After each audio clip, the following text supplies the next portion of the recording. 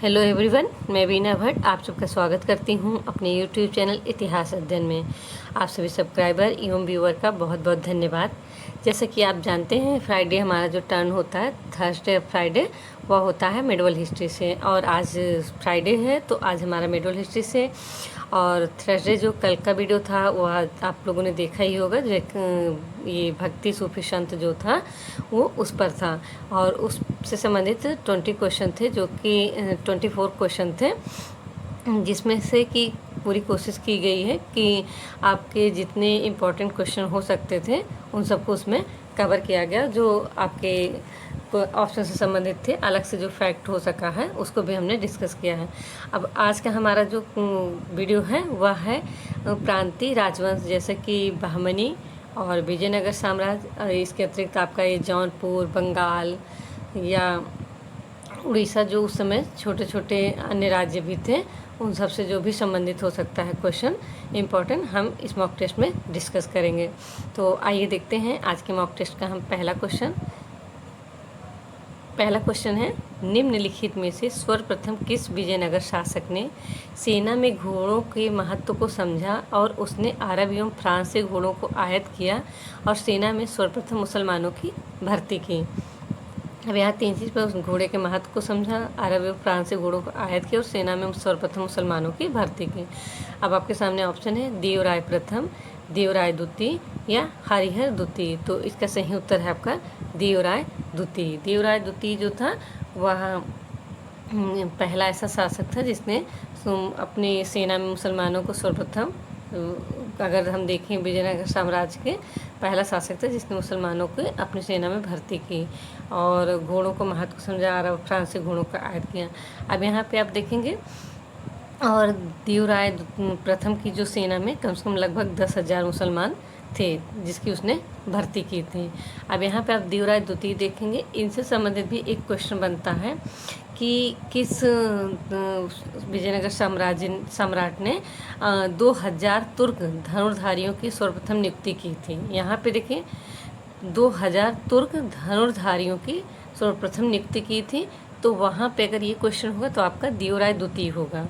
और जैसा कि घोड़े के महत्व को समझा, फ्रांस और अरब से घोड़ों को आयात किया और सेना में सर्वप्रथम मुसलमानों की भर्ती करना वाले देवराय प्रथम थे, और 2000 तुर्क धनुर्धारियों को सर्वप्रथम नियुक्ति करने वाले देवराय द्वितीय थे। तो इस कन्फ्यूजन को बिल्कुल से मत बनने दीजिए, एग्जाम में बिल्कुल क्लियर रहिएगा कि अगर सर्वप्रथम मुसलमानों की भर्ती की बात आएगा तो देवराय प्रथम है जिसकी सेना में लगभग 10,000 मुसलमान थे।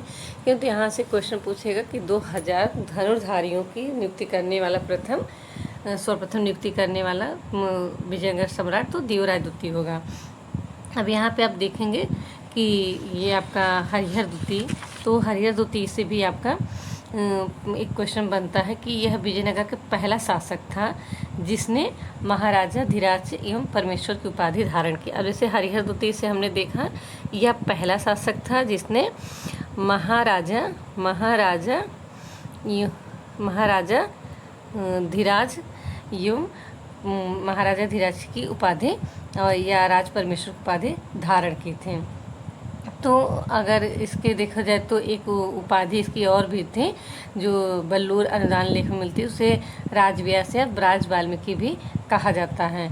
तो इस तरह से आपके सामने एक क्वेश्चन आ जाए कि विजयनगर साम्राज्य का पहला सम्राट कौन था जिसने महाराजा धीराज की उपाधि धारण की, या किसकी बल्लूर अनुदान में किसकी उपाधि राजव्यास एवं राज वाल्मीकि मिलती है, तो आपका हरिहर द्वितीय होगा। अब आइए हम देखते हैं क्वेश्चन नंबर 2। क्वेश्चन नंबर 2 है कि किस विजयनगर यात्री ने विजयनगर को रोम की तरह वैभवशाली और विश्व का सबसे अच्छे संभरण वाला शहर बताया और राजा का महल लिस्बन के सभी महलों से भी बड़ा बताया है। अब आपके सामने ऑप्शन है डेमिंगो पायस या अब्दुल रज्जाक बारबूसा। तो यहाँ पे हम देखें तो ये सभी के सभी क्या कहते हैं, विजयनगर के यात्री थे और जो कि अलग अलग शासकों के शासनकाल में ये आए थे। अब जैसे कि आप देखेंगे यहाँ पे डेमिंग पायस, तो यह कृष्णदेवराय के समय में विजयनगर आए थे। और यहाँ पे आप देखेंगे आपके सामने अब्दुल रज्जाक, तो ये जो है देवराय द्वितीय के शासनकाल में आए थे। इसी तरह से आपके बारबोसा हैं। तो ये सभी क्या हैं, ये अलग अलग समय विजयनगर साम्राज्य के यात्रा किए थे, उसके बारे में वर्णन किया है। तो यहाँ पे जैसे पूछा है आपसे कि किसके अनुसार विजयनगर को रोम की तरह व्यवसाय विश्व का सबसे अच्छे संभरण वाला शहर बताया, और राजा का महल का, उसके अनुसार राजा का महल लिस्बन के सभी महलों से भी बड़ा था। तो यह आपका है, इसका सही उत्तर डेमिगो पायस है। इनने ये सारे वर्णन किए हैं। और वो कृष्णदेवराय के बारे में, उसकी कटकादि के बारे में बताता है कि राजा जो है मझला कद के है, गोरा रंग है, अच्छी काठी है, कुछ मोटा है, राजा के चेहरे पे चेचक के दाग हैं, और इससे ज़्यादा गुणी विक्रमी पराक्रमी राजा कहीं नहीं मिल सकता। तो इस तरह से भी आपके सामने बन सकता है कि कृष्णदेवराय के बारे में इस तरह से उसके विषय में वर्णन किसने किया है, तो भी आपका यही होगा डिमिगो पायस, जो कि एक पुर्तगाली था, पुर्तगाल का निवासी था, और वह कृष्णदेवराय के समय में विजयनगर साम्राज्य आया था। तो जैसे कि हमने अभी अब्दुल रज्जाक के बारे में देखा, बारबोसा के बारे में, डेमिगो पायस, और इन सब अलग अलग शासक के समय में विजयनगर की यात्रा की थी, और उससे संबंधित इन लोगों ने अपने जो यात्रा विवरण लिखा है, इतिहास लिखा है, उससे हमें जानकारी मिलती है। अब जैसे यहाँ पे अब्दुल रज्जाक की बात देखेंगे, तो यह समरकंद का निवासी था, और जो फारस के सुल्तान शाहरुख के राजदूत के प्रतिनिधि के रूप में काली के जमूरियों के दरबार में आया, और वहाँ से वह विजयनगर साम्राज्य, जिसके बारे में काफ़ी कुछ उल्लेख करता है। इससे संबंधित हम आगे फैक्ट देखेंगे, जो भी तथ्य होंगे इम्पोर्टेंट, उसको हम देखेंगे। अब आगे बढ़ते हैं क्वेश्चन नंबर 3 पे। क्वेश्चन नंबर 3 में पूछ रहा है कि किस विजयनगर यात्री के अनुसार विजयनगर के लोगों के लिए भोजन की तरह गुलाब का फूल भी आवश्यक है। यहाँ पूछ रहा है कि किस विजयनगर यात्री के अनुसार विजयनगर के लोगों के लिए भोजन की तरह गुलाब का फूल भी आवश्यक है। आपके सामने ऑप्शन है डेमिगो पायस, अब्दुल रज्जाक, बारबोसा। तो इसका जो सही उत्तर है आपका वह है अब्दुल रज्जाक। जैसे कि अभी हमने इसके पहले वाले क्वेश्चन में डिस्कस किया कि अब्दुल रज्जाक जो था वो समरकंद का था, और ये फारस के सुल्तान शाहरुख का राजदूत बनकर यहाँ आया था। और किसके दरबार आया था, यह आया था देवराय द्वितीय के शासनकाल में। और इसने जो है विजयनगर साम्राज्य के बारे में कहा है कि वह कहता कि देवराय द्वितीय के विजयनगर राज्य में लगभग 300 बंदरगाह हैं, और विजयनगर जैसा शहर सारी दुनिया में ना आँखों से देखा है ना कानों से सुना है। तो इस तरह से ये क्वेश्चन भी एग्ज़ाम में एक बार बना है, पीजीटी में भी बना है, नेट जेआरएफ में भी बना है कि किस विजयनगर यात्री ने कहा है, विजयनगर का वर्णन करते कहा कि विजयनगर जैसा शहर सारी दुनिया में ना आँखों से देखा है ना कानों से सुना है। इसका घेरा जो है 165 किलोमीटर मतलब 64 मील था। यह राज्य 3 माह की यात्रा दूरी में फैला हुआ था, और यहाँ कुल 7 अहाते थे, 7 दुर्ग थे। 3 अहातों में कृषि योग्य ज़मीनें थी, बाकी 4 अहातों में पूरा नगर, मुख्य नगर बसा हुआ था। तो इस तरह से उसने पूरा क्या कहते हैं यहाँ की नगर का वर्णन कि कितने दूर में फैला था, क्या क्या चीज़ें थीं। और 7वां दुर्ग जो अन्य दुर्गों के केंद्र में स्थित था का विस्तार हिरात नगर के बाजार से 10 गुना बड़ा है। इसी तरह से उसने क्या कहते हैं यहाँ का वर्णन किया है। और सेना में 1000 हाथी तथा यहाँ के सैनिकों की कुल संख्या 11,000। यहाँ की जो कुल संख्या सैनिकों की संख्या बताया वह 1,10,000। यहाँ के शासक सोना पिघला कर रखते हैं, मतलब इस तरह से उसने उल्लेख किया है। और विजयनगर की राजधानी में वेश्यालयों का भी उल्लेख करता है। तो इस तरह से ये सारी चीज़ें, और इसका भी जो ये कथन है कि विजयनगर के लोगों के लिए भोजन की तरह गुलाब भी आवश्यक है, यह भी इसी का कथन है। और जैसा कि हम लोगों ने डिस्कस किया, काफ़ी चीज़ें हैं उसने। अब आपके सामने क्वेश्चन बन सकता है कि किस विजयनगर यात्री के अनुसार ये विजयनगर राज्य 64 मील में फैला हुआ था तथा 7 अहाते थे। इस तरह से किसका वर्णन है, या विजयनगर जैसा शहर सारी दुनिया में ना देखा ना कानों से सुना, ये किसने कहा है। तो इसका भी आपका अब्दुल रज्जाक होगा। अब आइए देखते हैं क्वेश्चन नंबर 4। क्वेश्चन नंबर 4 में है कि किस राजपूत शासक को मारवाड़ का प्रताप का अग्रगामी, विस्मृत नायक या भूला बिसरा राजा कहा जाता है। अब आपके सामने ऑप्शन है इसमें रावचूड़ा, रावचंद्र सेन या माल राव।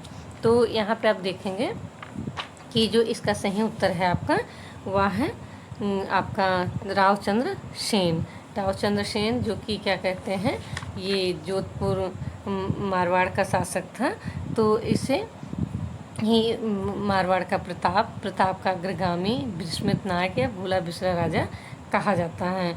और इनका जो क्या कहते हैं नागौर, ये वहाँ के मतलब शासक थे मारवाड़ के। और यहाँ पे आप देखेंगे रावचूड़ा, तो रावचूड़ा जो थे ये यहाँ पे मारवाड़ की नींव रखने वाले थे और मारवाड़ नगर को बसाने वाले, उसकी स्थापना करने वाले थे।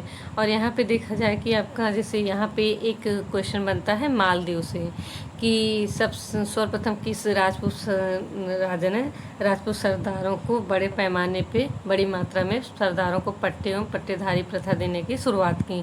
तो आपका होगा मालदेव।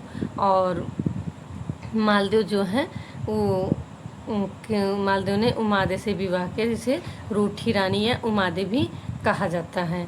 तो इस तरह से इनसे इस तरह का क्वेश्चन बना है एग्ज़ाम में कि किस जोधपुर शासक या किस मारवाड़ शासक ने या राजपूत शासक ऐसे लिख के दे देगा कि सर्वप्रथम बड़ी मात्रा में राजपूत सरदारों को पट्टियों प्रदान किए थे। तो आपका मालदेव होगा।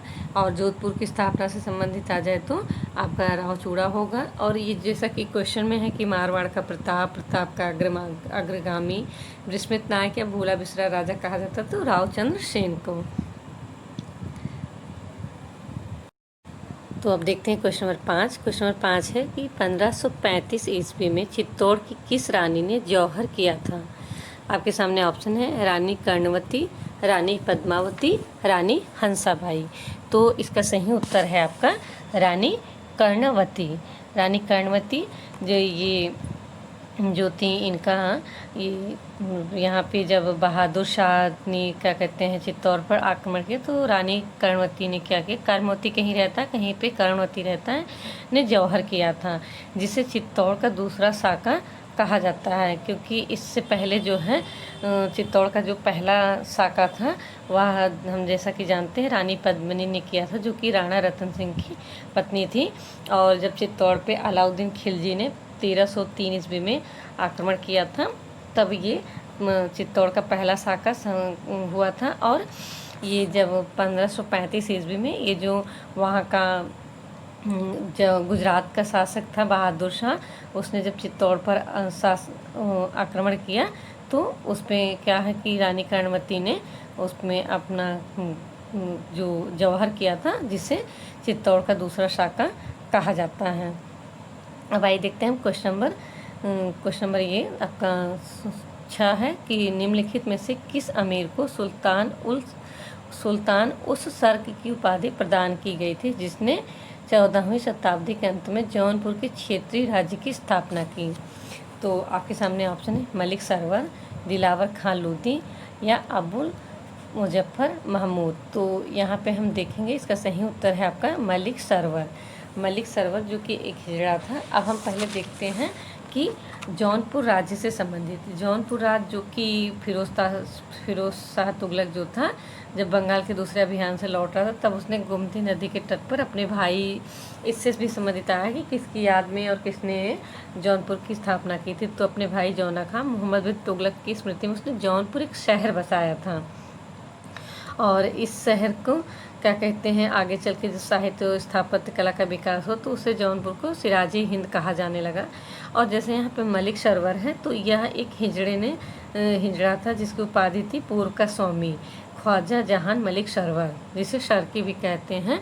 तो इसने क्या है कि ये सुल्तान मोहम्मद बिन तुगलक का वजीर था। और जब इसे यहाँ का वो नियुक्त किया गया, राज्यपाल का पद देकर उसे भेजा गया, तो उसने क्या है यहाँ पे धीरे धीरे इस एक शहर को उसने एक राज्य के रूप में परिवर्तित कर दिया। तो अगर इस तरह से देखा जाए तो अगर जौनपुर के क्षेत्रीय राज्य की स्थापना की बात होगी तो मलिक सरवर। और अगर आपसे इससे क्वेश्चन आ जाता है कि जौनपुर शहर की स्थापना किसने की थी गोमती नदी के तट पर, तब आपका होगा तो फिरोज शाह तुगलक ने। किसकी याद में, तो अपने भाई मोहम्मद बिन तुगलक के जौना खां के याद में, स्मृति में इसको बनवाया था। तो इस चीज़ों को मतलब बिल्कुल से जैसा कि मैंने कहा क्लियर रखिएगा। शहर का ऐसे पूरे जौनपुर शहर की स्थापना तो आपका फिरोज शाह तुगलक होगा, और जो जौना खां की याद में, और जौनपुर के क्षेत्रीय राज के स्थापना तो मलिक शरवर था, जो कि वहाँ का राजपाल नियुक्त किया गया था, और बाद में उसने धीरे धीरे वहाँ पे इसने सुल्तानेश्वर की उपाधि धारण की और उसे एक राज्य के रूप में परिवर्तित कर दिया। तो आइए देखें क्वेश्चन नंबर 7। क्वेश्चन नंबर 7 में है कि निम्नलिखित में से कौन सा यात्री जिसने 1567 में विजयनगर की पराजय के ठीक बाद वहाँ की यात्रा की थी, जिसने विजयनगर के 24 मील घेरे में बने होने का वर्णन करता है। अब आपके सामने ऑप्शन है scissor, Frederick, Nunes, Abdul Razzaq. तो यहाँ पे आपका सही उत्तर है इसका जो वह है सीजर फ्रेडरिक। जैसा कि हम जानते हैं तालीकोटा का युद्ध जो कि 1565 में लड़ा गया था, तो उसके 2 साल बाद या 1567 में विजयनगर की यात्रा पे आया था। लगभग 7 माह यहाँ पे रहा और उसने यहाँ के बारे में लिखा है। और देखा जाए तो 16वीं शताब्दी में विजयनगर आने वाला यह अंतिम यात्री भी था, और इसी के अनुसार जो है विजयनगर जो है 24 मील के घेरे में बना होने का इसने ही वर्णन किया है। इसी तरह एक चीज़ ये और भी बताता है, इसके अनुसार कस्तुनतुनिया के जो सुल्तान थे उनके जहाज़ों का निर्माण जो है वो अपने जहाज़ों का निर्माण बंगाल में करवाते थे। अब यहाँ पे आप देखेंगे नुनीज़, अब्दुल रज्जाक की बात हम नहीं करेंगे क्योंकि अभी हम लोगों ने इसके पहले वाले क्वेश्चन में अच्छे से डिस्कस कर लिया है अब्दुल रज्जाक के विषय में। अब हम नुनीज़ जो था वह एक पुर्तगाली था जो घोड़े का व्यापारी था, और यह जो है अच्युत देवराय के शासनकाल में लगभग 1535 ईस्वी में विजयनगर आया था और यहाँ लगभग कुल 3 वर्षों तक रहा। तो इस तरह विजयनगर की महिलाओं, ब्राह्मणों आदि के बारे में विशद वर्णन की बात आए तो नुनीज़ देता, और जो कि पुर्तगाली था और घोड़े का व्यापारी था। अब यहाँ पे हम देखेंगे क्वेश्चन नंबर आपका 8। क्वेश्चन नंबर 8 में है कि किसने कहा एक मुकुटधारी राजा को सदा धर्म को दृष्टि में रखकर शासन करना चाहिए। तो आपके सामने ऑप्शन है कृष्णदेवराय, देवराय द्वितीय या हरिहर द्वितीय। तो इसका सही उत्तर है आपका कृष्णदेवराय। और कृष्णदेवराय देखा जाए तो आपके पूरे के पूरे जितने भी आपके विजयनगर में सम्राट हुए उन सभी सम्राटों में सबसे ज़्यादा शक्तिशाली प्रतिभाशाली शासक था, और उतना सबसे ज़्यादा ही प्रसिद्ध शासक भी है ये पूरे के पूरे आपके विजयनगर साम्राज्य में। तो इससे संबंधित बहुत सारे ऐसे क्वेश्चन हैं जिसकी एग्ज़ाम में पूछे जाते हैं, जैसे कि आपके सामने इसकी उपाधियों को लेके आ जाएगा कि यवन राज स्थापनाचार्य, आंध्र भोज, अभिनव भोज, आंध्र पितामह, विष्णु चित्त, महाकाव्य, ये सब किसकी उपाधियां हैं? तो यह आपकी कृष्णदेव राय की है। इसका शासनकाल पूछ लिया जाए तो आपको 1509 से 1529। और इसके बारे में अगर आप देखा जाए तो बाबर का जो बाबरनामा है उसमें वह तत्कालीन जितने भी शासक थे उन सब में वह कृष्णदेवराय को सबसे शक्तिशाली शासक मानता है, बताता है उसके अनुसार, बाबर के अनुसार। अब यहाँ देखें तो कृष्णदेवराय से और भी कई ऐसे क्वेश्चन हैं, जैसे कि आपसे पूछ लेगा कि कृष्ण उषा परिणय ग्रंथ की रचना किसने की, जामवती कल्याणम या मदालसा चरित्र आदि का लेखन किसने किया है? तो आपका होगा यह कृष्णदेवराय। और उसकी पत्नी जो थी कृष्णदेवराय ने, एक क्वेश्चन इस तरह बना था एक बार एग्ज़ाम में कि कृष्णदेवराय ने किसकी याद में नागलापुर शहर बसाया था? तो उसने अपनी माँ के नाम से, जो कि उसकी माता का नाम नागला था, तो उन्हीं के नाम पर उसने नागलापुर शहर बसाया था। और जैसा कि कहते हैं कि कृष्णदेवराय का राज्याभिषेक एक पखवाड़े मतलब कि उस जब होना था उसके 8 दिन बाद 8 अगस्त 1509 को हुआ, ताकि जनता उसे कृष्ण का अवतार समझे। इस तरह से भी है, ये तो इतना इम्पोर्टेंट नहीं है, पर जैसा कि आप बताया कि उससे ये उसके द्वारा बसाया गया नागल शहर से भी संबंधित क्वेश्चन आ जाता है। और ये जामवती कल्याणम उषा पढ़ने का रचना पूछ ली जाती है, या किसे आंध्र कविता का पितामह या आंध्र भोज कहा जाता है, ये सारी आ जाती हैं। और उसी का कहना था कि मुकुटधारी राजा को सदा धर्म की दृष्टि में रहकर शासन करना चाहिए। अब यहाँ देखा जाए तो आपके सामने मंदिरों से संबंधित बहुत सारे आपके क्वेश्चन आ जाते हैं। अब जैसे माता के नाम से नागलापुर शहर की स्थापना की थी, उसी तरह उसने अपनी पत्नी की याद में हासपेस्ट शहर तथा उड़ीसा विजय के प्रतीक रूप विजय भवन की स्थापना करवाई थी। एक क्वेश्चन मंदिरों से संबंधित आ जाता है, जैसे हजारा मंदिर या विट्ठल स्वामी मंदिर, ये सब किसके समय में बने थे? तो यह भी क्या कहते हैं, कृष्णदेव राय के शासनकाल में बने थे। और कृष्णदेव राय के दरबार में तेलुगु भाषा के 8 कवि रहते थे, जिन्हें अष्टदिग्गज कहा जाता था। और जिस इन अष्टदिग्गजों में तो था अलसानी पेद्दन था, वह इन सबका प्रमुख था। तो इस तरह से देव राय द्वितीय से कई चीज़ें क्या कहते हैं आपके क्वेश्चन बनते हैं, जिसको हम लोगों ने अभी इसमें डिस्कस किया है। तो ये सारी चीज़ें आप ध्यान रखिएगा, अगर इस तरह से क्वेश्चन आ जाए तो आपका कहीं से कोई कृष्णदेव राय से इसी तरह से क्वेश्चन ज़्यादातर बनेंगे। एक तो उसकी पत्नी से संबंधित कृष्णनगर का स्थापना की थी तो हासपेस्ट, और माता के नाम से नागलपुर तो नागलापुर, और अब आंध्र पितामह आंध्र, जैसे अभी जो जो चीज़ें डिस्कस की इसी तरह से क्वेश्चन इससे संबंधित बन सकता है। तो देखते हैं क्वेश्चन नंबर 9। क्वेश्चन नंबर 9 है, अपनी मधुरै विजय कृति में अपने पति के विजय के अभियानों का वर्णन करने वाले कवयित्री थी वरदंबिका, गंगा देवी, भारती। तो यहाँ पे आपका सही उत्तर है इसमें गंगा देवी, जिन्होंने अपने पति की मधुरै विजय की वर्णन किया है। और ये मधुरै विजय किसने किया था? तो बुक्का प्रथम के पुत्र कुमार कंबन ने किया था, और इन्होंने मदुरा के सुल्तान को पराजित किया और मदुराई रामेश्वरम सेतुबंध तक के प्रदेश विजयनगर साम्राज्य में मिला लिए थे। तो इन्हीं की पत्नी थी गंगा देवी, जिन्होंने अपने पति की इस मधुरै विजय का वर्णन अपनी कृति जो मधुरै विजय के नाम से उन्होंने की थी उसमें उसका वर्णन किया था।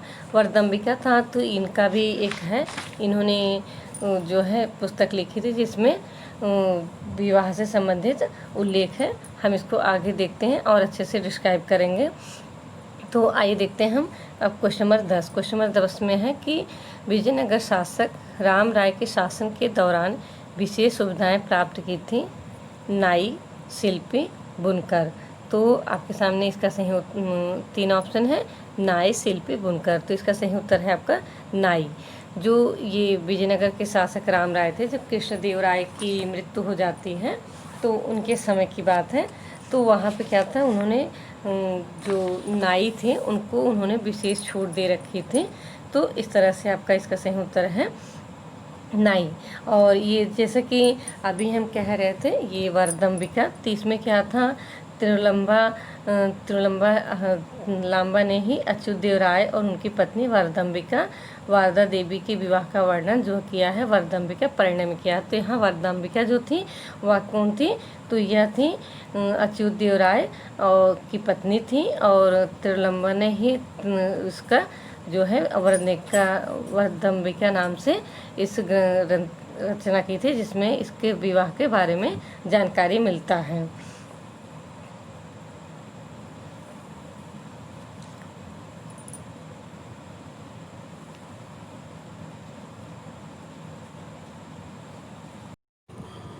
तो आइए देखते हैं क्वेश्चन नंबर 11। क्वेश्चन नंबर 11 में है कि मलक्का कैम्बे के बिना नहीं रह सकता है और न कैम्बे मलक्का के बिना रह सकता है अगर उन दोनों को बहुत धनी और समृद्ध बनना हो। तो एशियाई व्यापार के विषय में टिप्पणी किसने की थी? आपके सामने ऑप्शन है बारबोसा, निकोल कोंटी या बार्थेमा।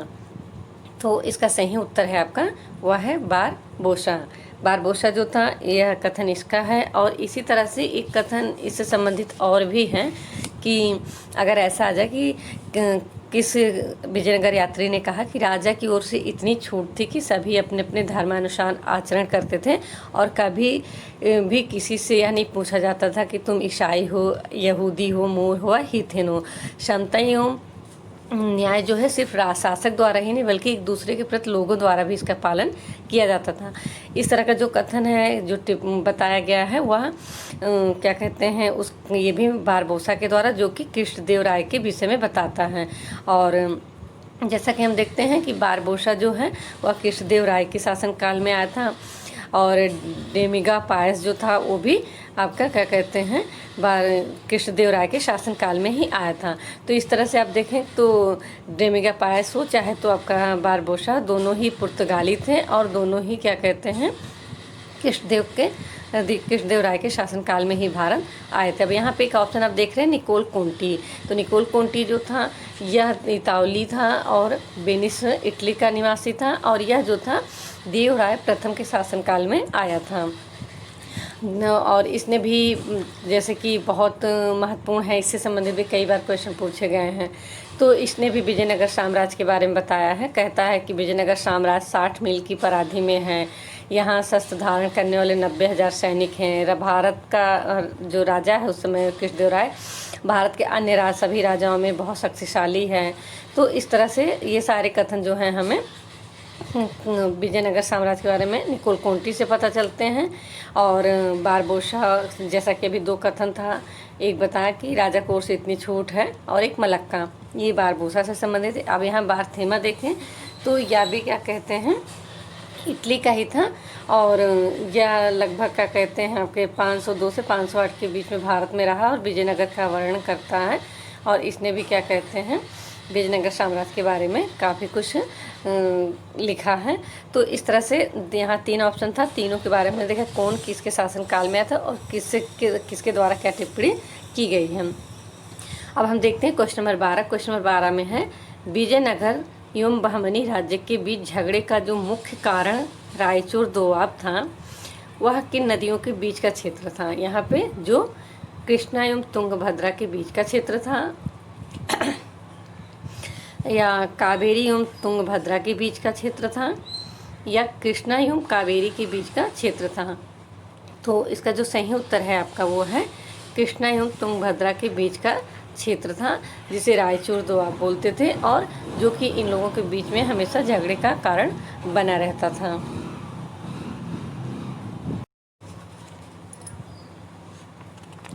तो आइए देखते हैं क्वेश्चन नंबर 13। क्वेश्चन नंबर 13 में है कि विजयनगर साम्राज्य में 12 अधिकारियों का जो समूह था जो गांव के कार्यों को देखता था वो कहलाता था। अब आपके सामने ऑप्शन है कि विजयनगर साम्राज्य में पहले क्वेश्चन में 12 अधिकारियों का एक समूह होता जो गांव के कार्यों को देखता था, वो क्या कहलाता था। ऑप्शन है अयंगार, महानायकाचार्य या महामंडलेश्वर। तो इसका सही उत्तर है आपका अयंगार।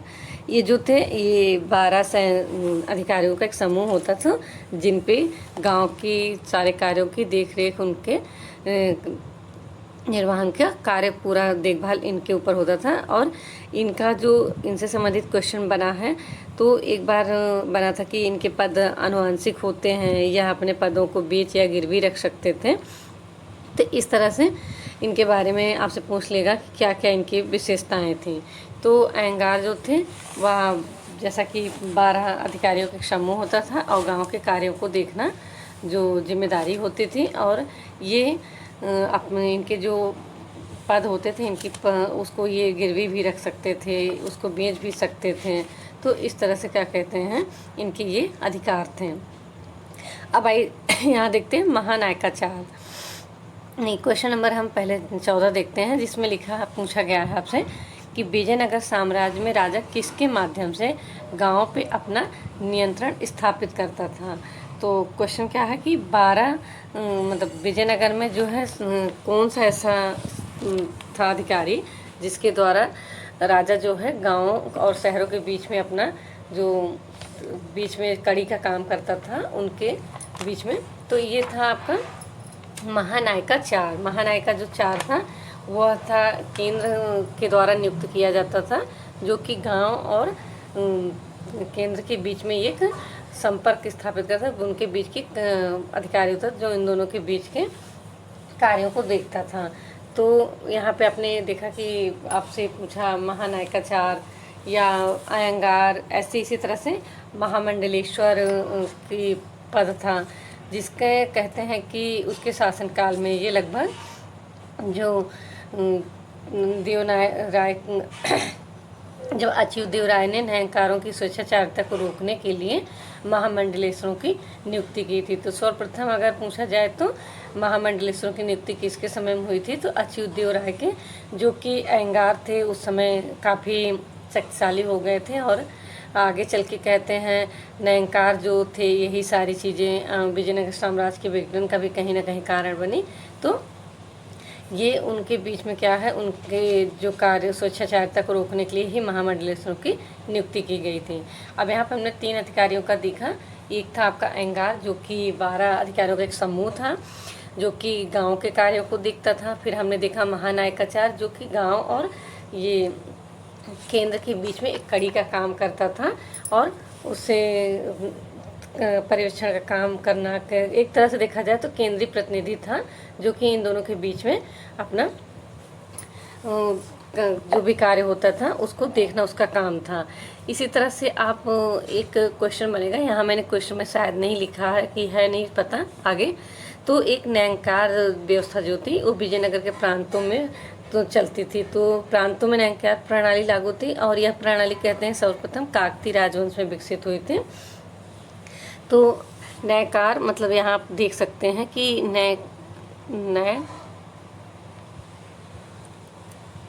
न्यायकार, तो यहाँ से इस तरह से इससे भी क्वेश्चन आया है। जैसे कि कुछ इतिहासकारों का मत है कि न्यायकार जो है वह सेना नायक थे, तो कुछ इतिहासकार उनको भूसामंत मानते हैं। और वस्तुतः नायक जो थे पालेगार सेना नायक ही थे, और उनको वेतन के बदले में क्या था, एक विशेष भूखंड दे दिया जाए। जैसे आप देखते हैं गुप्त काल में, उसके बाद में सामंती व्यवस्था देखते हैं या एकता व्यवस्था देखते हैं आप, तो उसी तरह से ये विजयनगर साम्राज्य में न्यायकार व्यवस्था थी।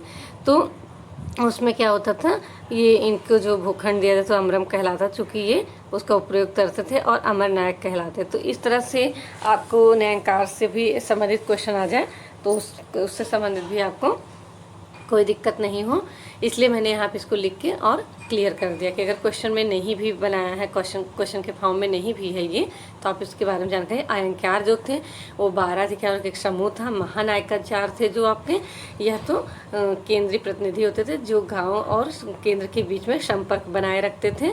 और महामंडलेश्वर थे, तो जिसे अच्युतदेव राय ने नियुक्त किया था, वो भी किसके, न्यायकारों की जो स्वेच्छाचारिता पे रोक लगाने के लिए। तो इस तरह से आप देखेंगे तो 4 जो मेन इम्पोर्टेंट एक तरह से देखा जाए तो उसमें पोस्ट था, उसको क्या कहते हैं, यहाँ पे हमने क्वेश्चन के रूप में देख लिया। अब देखते हैं क्वेश्चन नंबर 15। क्वेश्चन नंबर 15 में किताबे नौरस में उपलब्ध कविताएं जो कि विभिन्न रागों में हैं, किसके द्वारा रची गई थी।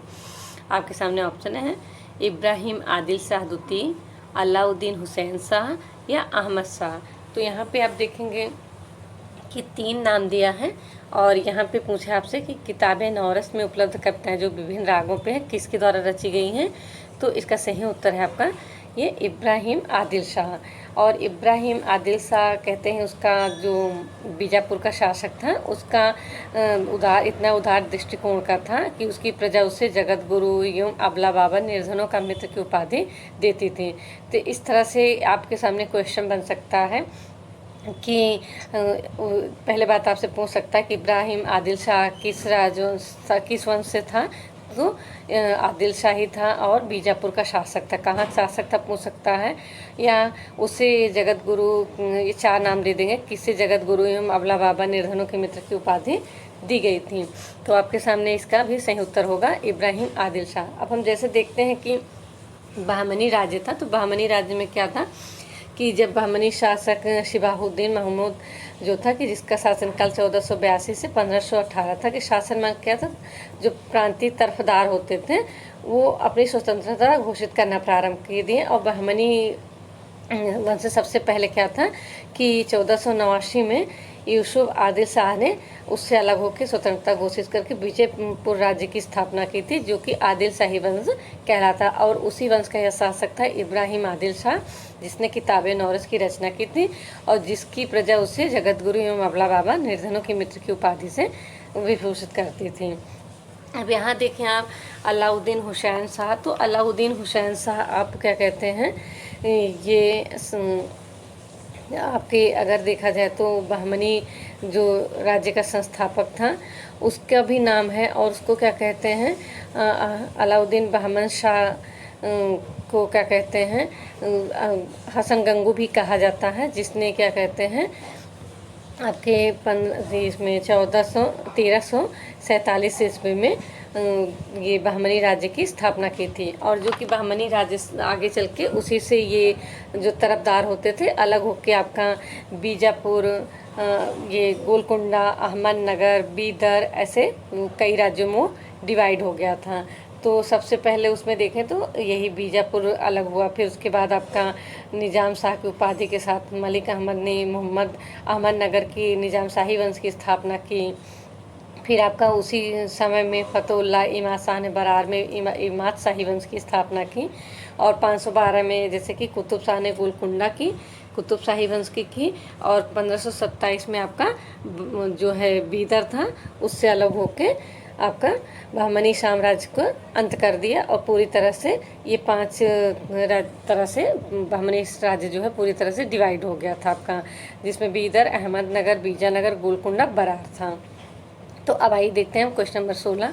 क्वेश्चन नंबर 16 में है, निम्नलिखित में से कौन सा बहमनी शासक एक आशु कवि था और तत्काल छंदों की रचना करने में दक्ष था, मतलब फारसी, तेलुगु या तुर्की मराठी का भी जानकार था। अब आपके सामने ऑप्शन है अलाउद्दीन बहमन शाह, ताजुद्दीन फिरोज शाह या अहमद शाह द्वितीय। तो यहाँ पे आप देखेंगे कि आपका इसका जो सही उत्तर है वह है ताजुद्दीन फिरोज शाह। ताजुद्दीन फिरोज शाह क्या कहते हैं, जो कि बहमनी वंश का शासक था। और इसने फिरोज शाह जो है गुलबर्गा युग में अपने वंश का महानतम शासक भी देखा जाए तो था, जो कि फरिश्ता के अनुसार है।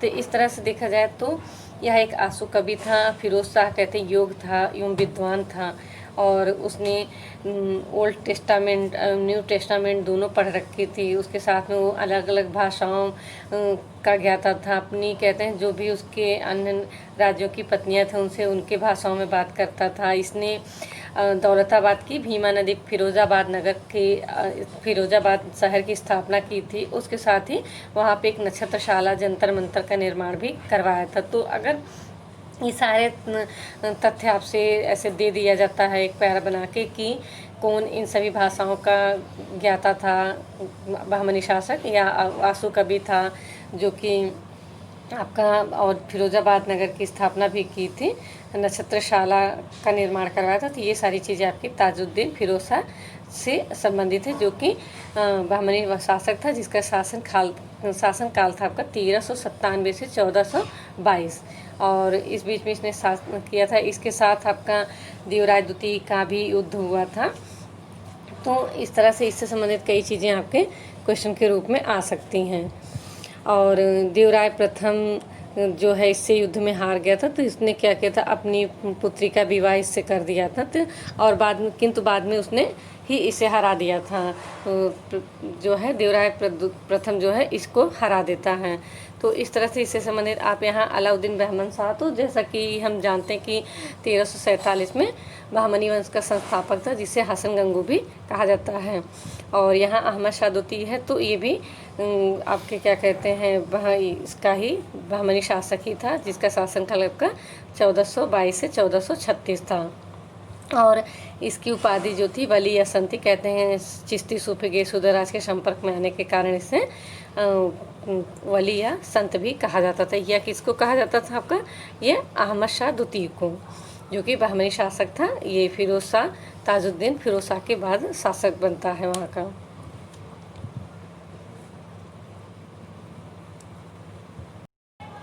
अब देखते हैं क्वेश्चन नंबर 17। क्वेश्चन नंबर 17 है कि सरकी वंश का प्रथम शासक जिसने सुल्तान की उपाधि धारण की।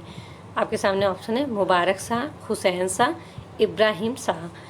तो इसका जो सही उत्तर है आपका वह है मुबारक शाह। मुबारक शाह या जो कि जौनपुर सरकी राजवंश के संस्थापक आपका मलिक सरवर था, उसका ये दत्तक पुत्र था। और अगर देखा जाए तो सरकी वंश में सर्वप्रथम इसी ने सुल्तान की उपाधि धारण की थी। और यहाँ पे आपसे अगर क्वेश्चन पूछ ले कि सबसे सरकी वंश का सबसे महानतम शासक कौन था, तो आपका होगा इब्राहिम शाह। और ये पूछ ले कि आपका सरकी वंश का अंतिम शासक कौन था, तब आपका होगा हुसैन शाह। तो महानतम अगर आप देखा जाए तो ये महानतम था, महानतम शासक था आपका सरकी वंश का। मुबारक शाह था जो कि सरकी वंश का प्रथम सुल्तान था, जिसने आपके सुल्तान की उपाधि धारण की थी। और हुसैन शाह जो था वह आपका इस सरकी वंश का अंतिम शासक था। और इसी के समय में क्या था, जो बहलोल लोदी, दिल्ली सल्तनत का लोदी वंश का शासक बहलोल लोदी था, उसने इसको जीतकर अपने राज्य में मिला लिया था। तो सॉरी, तो इसमें क्या था कि सरकी वंश का अंतिम शासक था। इसी के समय आपका दिल्ली सल्तनत में मिला लिया जाता है क्या, जौनपुर राज्य, सरकी राजवंश जो कि था। तो इस तरह से आप इसको देखेंगे तो आपने 3 क्वेश्चन देखा। सरकी वंश का प्रथम शासक जिसने सुल्तान की उपाधि धारण की, मुबारक शाह। सरकी वंश का महानतम शासक इब्राहिम शाह। सरकी वंश का अंतिम शासक जिसके समय बहलोल लोदी ने जौनपुर को जीतकर क्या कहते हैं दिल्ली सल्तनत में मिला लिया, तो हुसैन शाह। अब आइए देखते हैं question number 12, question number 18। Question number 18 है कि जैल उल अबिदीन ने किस दस्तकारी को समरकंद से ग्रहण किया था। तो यहाँ पे आपके सामने ऑप्शन है, कागज़ बनाने एवं जिल्द साजी, साल बुनने, पत्थर तराशने। तो इसका सही उत्तर है आपका हुआ है कागज़ बनाने एवं जिल्द साजी। यह जो है उसने समरकंद से ग्रहण की थी। अब इसी तरह से आप देखा जाए तो इससे संबंधित कई तरह के क्वेश्चन आते हैं कि अगर जो वहाँ पे कश्मीर में कौन ऐसा शासक था जिसने आपके जजिया कर और गौवध को निषेध किया था और हिंदुओं के प्रति धार्मिक सहिष्णुता की नीति अपनाई थी, जिसे कि कश्मीर का अकबर भी कहा जाता है। या हिंदुओं की इच्छाओं का ध्यान रखते सती प्रथा पे जो प्रतिबंध लगा दिया था सिकंदर शाह कश्मीर के शासक ने, उसको इसने हटा दिया। तो इस तरह से काफ़ी चीज़ें क्या कहते हैं इससे संबंधित हैं। और इसके समय में सांस्कृतिक उपलब्धियां थीं, जैसे कि इसका एक मंत्री था तिलकाचार्य, श्रेय भट्ट, ये सब जो हैं काफ़ी सारे लोग इस पे हिंदू धर्म से थे जो इसके राज्य में काम करते थे। और इसका जो श्रेय भट्ट था न्याय मंत्री था, दरबारी वैद्य भी था। तो इस तरह से इसने क्या कहते हैं बहुत ही धार्मिक सहिष्णुता की नीति अपनाई और हिंदुओं के प्रति बहुत उदार रहा। तो इस तरह से इससे कई चीज़ें आती हैं। और जो जैन विलास था, इस तरह से कई क्वेश्चन बना था करके जैन विलास नामक जो था वो किस कश्मीर का इतिहास लिखा था, या किसने कौन इसका वैद्य था। तो काफ़ी इतने हिंदू जो थे अधिकारी इसके राज्य में निवास करते, तो उनसे संबंधित जोड़ जोड़ के क्वेश्चन ऐसे बन जाता है। ऐसे आपको दे देंगे मैचिंग में कि कौन किससे सही सुमेलित होगा। तो इस तरह से देखा जाए तो अगर तत्कालीन जो प्रांतीय राज्य थे उसमें आपका कश्मीर राज्य में इसने बहुत ही सहिष्णुता के साथ शासन किया था। तो आइए देखते हैं हम क्वेश्चन नंबर 19। क्वेश्चन नंबर 19 है कि गुजरात के किस शासक को सुल्तानों में विद्वान एवं विद्वानों का सुल्तान कहा गया है। आपके सामने ऑप्शन है अहमद शाह, महमूद बेगड़ा या मोहम्मद शाह द्वितीय। तो इसका सही उत्तर है आपका अहमद शाह। अहमद शाह, यहाँ अहमद शाह प्रथम लिखेंगे। और ये जो था ये अगर देखा जाए तो गुजरात राज्य का वास्तविक संस्थापक था। अगर इस तरह से आ जाता आपके सामने क्वेश्चन कि गुजरात राज्य का वास्तविक संस्थापक कौन था, तो अहमद शाह प्रथम था। और इसका जो शासनकाल था आपका वह था आपका 1411 से आपका 1411 से 1442 आपका इसका शासनकाल था। और यह गुजरात राज्य का वास्तविक संस्थापक था। और इसने जो है अशावल से पास जो अहमदनगर था की स्थापना की, उसे अपनी राजधानी बनाया। तो गुजरात राज्य का वास्तविक संस्थापक पूछ ले, या अशावल के पास जो अहमदाबाद नगर को अपने राज्य की नगर की स्थापना की, उसे अपनी राजधानी बनाया, वो भी होगा। या सर्वप्रथम गुजरात में जजिया किसने लगाया, तो भी आपका अहमद शाह प्रथम ही होगा। और इसे जो है सुल्तानों में विद्वान एवं विद्वानों का सुल्तान कहा जाता था। अब यहाँ पे अहमद शाह प्रथम इसलिए लिखा कि इसी के वंश में गुजरात का ही शासक था जो अहमद शाह द्वितीय था, जो कि 1551 से 1558 तक था। तो इसलिए मैंने यहाँ पे लिखा कि अहमद शाह द्वितीय अगर आ जाए तो नहीं, अहमद शाह प्रथम था जिसे सुल्तानों में विद्वानों का सुल्तान कहा जाता था, और जो कि गुजरात राज्य का वास्तविक संस्थापक था। आशावल के पास नगर की स्थापना की और उसे अपनी राजधानी भी बनाया था। तो यहाँ पे आप देखेंगे महमूद बेंगड़ा, जो कि कहते हैं गुजरात का सबसे प्रसिद्ध इस वंश का सबसे प्रसिद्ध और सबसे अच्छा शासक हुआ, जिसे के बारे में काफ़ी उसने यहाँ का काफ़ी विकास किया। तो इस तरह से आप इसके बारे में भी ध्यान रखिएगा कि महमूद बेंगड़ा भी इसी से था और मोहम्मद शाह द्वितीय भी इसी के क्या कहते हैं शासनकाल से संबंधित था। किससे? आपके गुजरात के शासक हैं ये सब। अब हम देखते हैं क्वेश्चन नंबर 20। क्वेश्चन नंबर 20 में है कि कीर्ति स्तंभ, जिसे हिंदू देवशास्त्र एवं भारतीय मूर्ति कला का चित्रित शब्दकोश कहा जाता है, यह किस कहा जाता है कि यह इसका किसने निर्माण करवाया था? अब यहाँ पे आपके सामने ऑप्शन है कि राणा सांगा ने, राणा कुंभा ने या महाराणा प्रताप सिंह ने। तो इसका सही उत्तर है आपका कि इसका जो राणा कुंभा थे, इन्होंने इसका निर्माण करवाया था। और जो कि मालवा शासक महमूद खिलजी था, उसके साथ इन्होंने जब सारंगपुर के युद्ध में बंदी बना लिया तो कुंभा चित्तौड़ लाया और बाद में संधि द्वारा मालवा के खिलजी और प्रथम गुजरात के सुल्तान को महाराणा के खिलाफ एक संघ बना के फिर से उन पर आक्रमण करने की कोशिश की। तो इन्होंने इसको फिर से परास्त किया और उसी समय कीर्ति स्तंभ का निर्माण करवाया था। और इस अगर आपसे पूछ लेता है कि कीर्ति स्तंभ के रचयिता कवि कौन थे, तो अत्रि एवं महेश थे। और कीर्ति स्तंभ के निर्माता पूछ लेते हैं।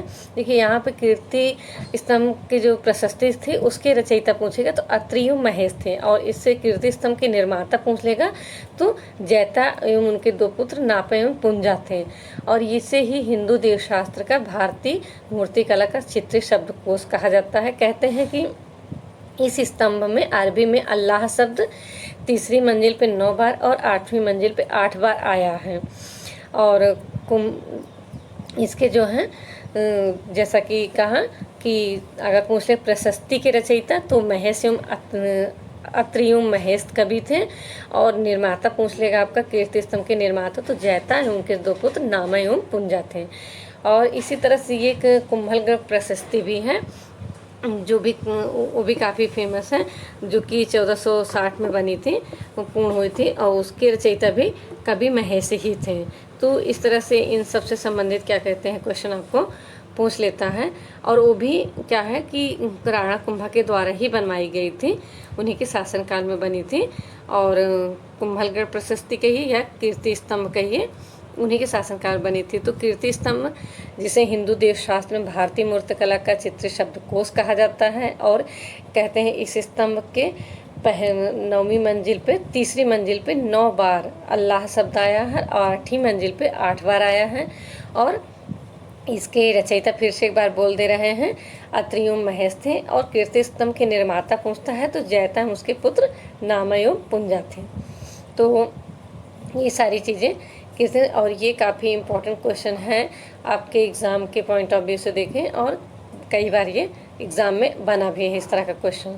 तो ये रहे हमारे आज के प्रांतीय राजवंशों से संबंधित मोस्ट 20 इम्पोर्टेंट क्वेश्चन। अगर जो है अभी एग्ज़ाम नज़दीक है तो इसलिए हम अब आगे बढ़ेंगे। अब प्रांतीय राजवंशों से हमारा यही एक मॉक टेस्ट रहेगा। अब इसके बाद हम देखेंगे तो मुग़ल वंश से संबंधित, जो कि देखा जाए तो कोई ऐसा एग्ज़ाम नहीं होता है जिसमें ज़्यादा से ज़्यादा क्वेश्चन आपके मेडिवल हिस्ट्री से अगर बनते हैं तो किसी से, तो वो है मुग़ल वंश से संबंधित बनते हैं, मुग़ल कालीन इतिहास से आते हैं। तो अब जो हमारा नेक्स्ट वीडियो होगा मेडिवल हिस्ट्री से, वो होगा हमारा मुग़ल कालीन इतिहास पर। तो आप सभी अपनी तैयारी रखिए। अगर आप लोगों ने वीडियो को नहीं देखा है तो जो भी अभी इसके पहले के वीडियो अपलोड हुए हैं मेडिवल हिस्ट्री से, उस सभी के लिंक आपको इस वीडियो के डिस्क्रिप्शन बॉक्स में दे दी जाएगी। उसे आप देख लीजिए क्योंकि सभी के सभी क्वेश्चन आपके बहुत ही इंपॉर्टेंट हैं आपके एग्ज़ाम के पॉइंट ऑफ व्यू से।